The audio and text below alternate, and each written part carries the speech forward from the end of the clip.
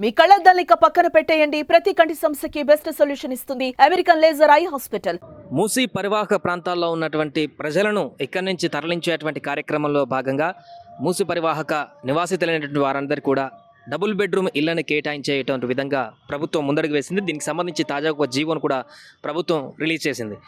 GO number 754 దీంట్లో పేర్కొన్నటువంటి అంశాన్ని ప్రకారం 15,000 డబుల్ బెడ్రూమ్ ఇళ్లను మూసి పరివాహక ప్రాంతాల్లో ఎవరైతే నిర్మాణాలు చేపట్టి ఉన్నారో ఎఫ్టీఎల్ బఫర్ జోన్లలో ఇప్పుడు ఎవరైతే ఈ నిర్మాణాలన్నిటి కూడా హైడ్రా అధికారులు తొలగించబోతున్నారో వీటికి సంబంధించి అన్ని కూడా ఈ 15,000 డబుల్ బెడ్రూమ్ ఇళ్లను అలాకేట్ చేసేటువంటి విధంగా ఆదేశాలు కూడా జారీ చేయడం జరిగింది. ఇప్పటికే చాదర్గఢ్ కానీ మిగతా కొన్ని పరిసర ప్రాంతాలన్నింటిలో కూడా ఏదైతే నది ఎఫ్టీఎల్ పరిధిలో ఉన్నటువంటి ఇల్లులన్నీ కూడా నిర్మితమైనటువంటి ఇల్లులన్నిటికి కూడా ఆర్బిఎక్స్ అనేటువంటి ఒక రెడ్ మార్క్ను కూడా అక్కడ మార్క్ చేసి అధికారులు వెళ్ళిపోవడం జరిగింది ఉదయం. అయితే దీనికి సంబంధించి ఎప్పుడు వీటిని కూల్స్తారు, ఎప్పుడు తీసేస్తారు, రిమూవ్ చేస్తారనే దానికి సంబంధించి అయితే ఇక్కడ నివాసులుగా ఉంటున్నటువంటి వారికైతే క్లారిటీ లేదంటూ చెప్తున్నారు. వచ్చినటువంటి వారిని అడిగితే ఇప్పుడే మేము కూల్చాము, ఖచ్చితంగా మీకు డబుల్ బెడ్రూమ్ ఇల్లులు కేటాయించిన తర్వాతనే కూల్ చేస్తామంటూ వారు చెప్పారంటూ కూడా ఎవరైతే ఈ మార్కు పెట్టినటువంటి ఇళ్లలో ఉంటున్నారో వారిని అడిగితే ఆ సందర్భంగా వారు చెప్పడం జరిగింది.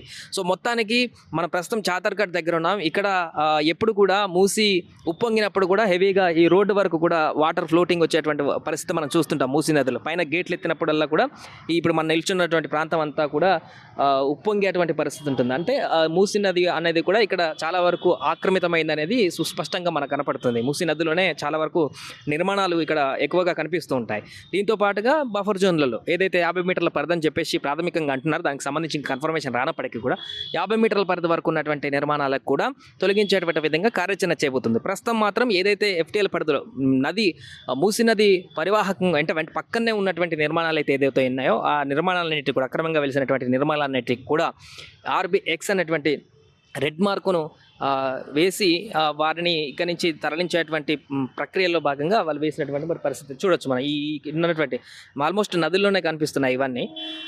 వీటికి మార్కులు వేసి చిన్న చిన్న నిర్మాణాలు వీటికి సంబంధించి వారందరినీ కూడా 2 BHK ఇస్తాము, అపార్ట్మెంట్లోకి పంపించేస్తాము, ఇళ్ళు కేటాయిస్తామంటూ కూడా వారు చెప్పినట్టుగా తెలుస్తుంది. అంతేకాకుండా వీళ్ళు శాశ్వత నివాసితుల ఎంతకాలం నుంచి ఉంటున్నారు, రేషన్ కార్డు ఉందా, ఇతరత్ర దానికి సంబంధించినటువంటి వివరాలన్నింటినీ కూడా వారు అధికారులు సేకరించారు అనేటువంటి విషయాన్ని కూడా వారు చెప్తున్నారు. దాని ద్వారా ఎవరైతే ఒరిజినల్ దీనికి హక్కుదారులు ఉంటారో లేకుంటే 2 BHKకి అర్హులు ఎవరైతే గుర్తించారో దానికి సంబంధించిన డేటా అంతా కూడా వారికి అధికారులకు తేటతెల్లమయ్యేటువంటి అవకాశం ఉంటుంది. కాబట్టి పూర్తిగా ఎంతకాలం నుంచి ఉంటున్నారు, రేషన్ కార్డు ఉందా, పూర్తిగా ఇల్లు పర్మిషన్స్ ఉన్నాయా, దీనికి సంబంధించిన డేటా అంతా కూడా కలెక్ట్ చేస్తున్నారు. అలా అన్ని రకాల లీగల్గా ఉన్నటువంటి వారికి ఈజీగా 2 BHK అలాకేట్ చేసి వారిని ఇక్కడి నుంచి తొలగించేటువంటి ప్రక్రియ చేసేటువంటి అవకాశం మనకు స్పష్టంగా కనిపిస్తుంది.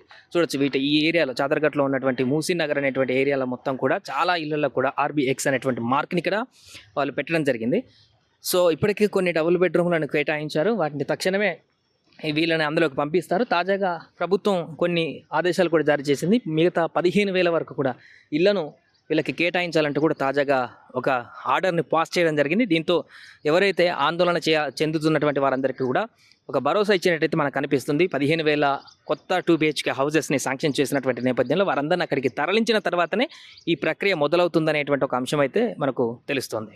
సుమన్ టీవీలో మీ పర్సనల్ అండ్ బిజినెస్ ప్రమోషన్స్ కోసం కింది నెంబర్కి కాంటాక్ట్ చేయండి.